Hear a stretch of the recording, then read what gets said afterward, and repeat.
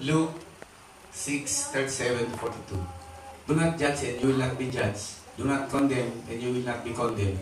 Forgive and you will be forgiven. Give and it will be given to you. A good measure, pressed down, shaken together, running over will be poured into your lap. For a good measure you use, it will be measured to you. And he told them this parable. Can a blind man lead a blind man? Will they not both fall into a pit? A student is not above his teacher, but everyone who is fully trained will be like his teacher. Why do you look at the speck of your sawdust in your brother's eye and pay no attention to the plank in your own eye?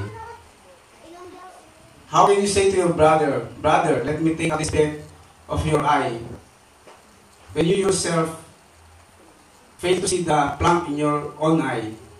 You hypocrite! First remove the plank in your eye and see clearly to remove the speck of your brother's eye. Luke 6:37-40.